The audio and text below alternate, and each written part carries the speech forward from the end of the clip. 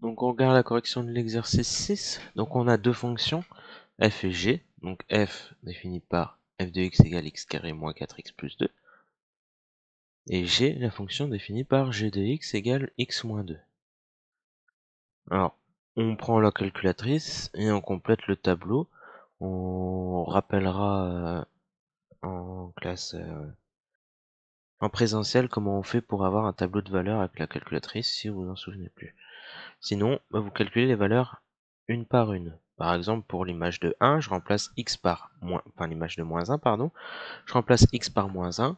F de moins 1, c'est moins 1 au carré. Moins 4 fois moins 1 plus 2, je calcule. La calculatrice le fait très bien. Elle va me donner 7. Pardon. L'image de 0, je calcule pareil, ça va me donner 2.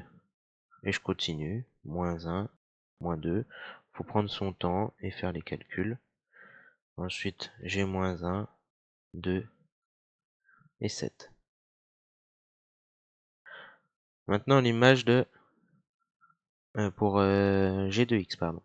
G de moins 1, donc on remplace x par moins 1, ça fait moins 1, moins 2.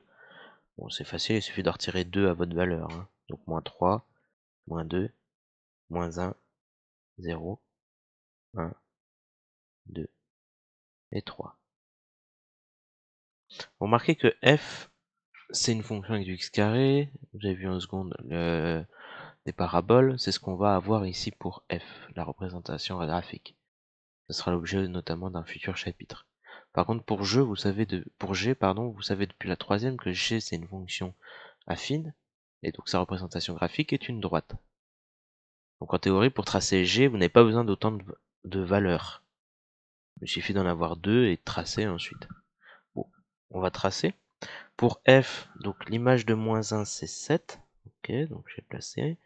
En x égale moins 1, je suis monté à 7. En 0, c'est 2. En 1, c'est moins 1.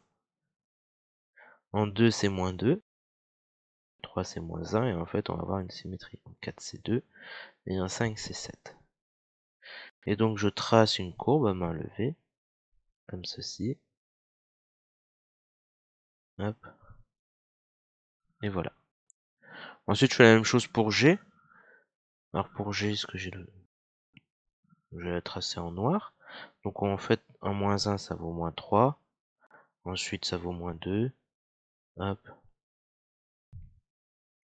En réalité, on monte de 1 à chaque fois, c'est normal, parce que le coefficient directeur, c'est 1. C'est le terme devant le x dans ax plus b. Donc là, c'est 1x moins 2. Coefficient directeur, c'est 1. L'ordonnée à l'origine, c'est moins 2. C'est-à-dire que quand on va couper l'axe des ordonnées ici, on coupe bien en moins 2, là où je suis. On continue de tracer. C'est G. Donc je vais quand même annoter ce schéma. Courbe de F et l'autre courbe de G.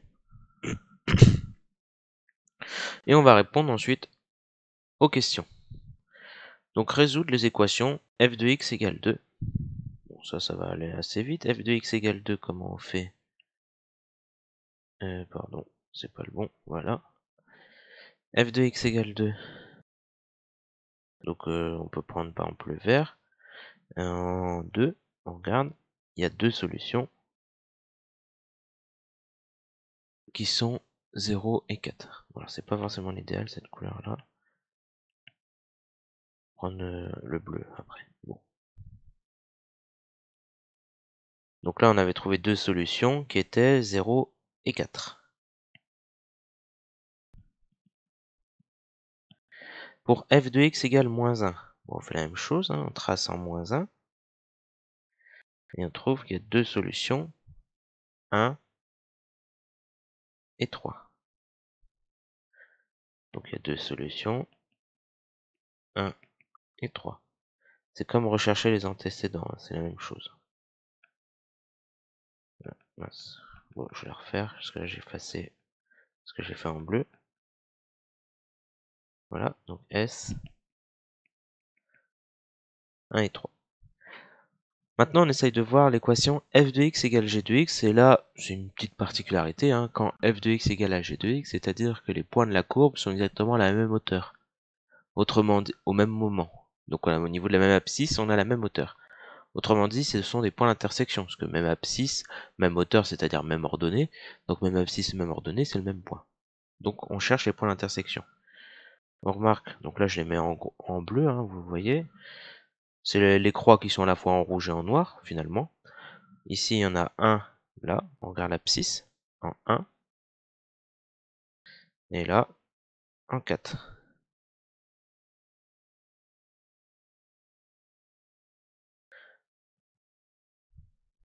Donc il y a deux solutions à l'équation f de x égale g de x, 1 et 4. Maintenant, je dois tracer, hop, je descends un peu, le tableau de variation de f. Ok. Donc, je fais mon tableau comme d'habitude, x, f. Je regarde les extrémités pour les abscisses. Je vais de moins 1 jusqu'à 5. C'est marqué dans l'énoncé, même pas besoin de regarder le graphique. Et ensuite, je regarde. Donc, en moins 1, je suis à la hauteur 7. Et ce qui se passe, la courbe descend. Donc, c'est-à-dire que ça sera décroissant. Puis ensuite, elle remonte, donc croissant. C'est tout ce qui se passe. Et ça change de variation quand? Donc là, je vais mettre en bout 2, hein, c'est là où ça sépare. En bleu, pardon. Et c'est en 2 que ça change. Donc en 2, ça change de variation, c'est au niveau des abscisses. Maintenant, je mets les images. L'image de moins 1, en moins 1, j'étais à la hauteur 7. En 2, je suis à la hauteur moins 2, je suis en bas. Et en 5, prenez votre temps, regardez, vous êtes à la même hauteur, vous êtes à 7 aussi. Et là, vous avez fait les variations de f.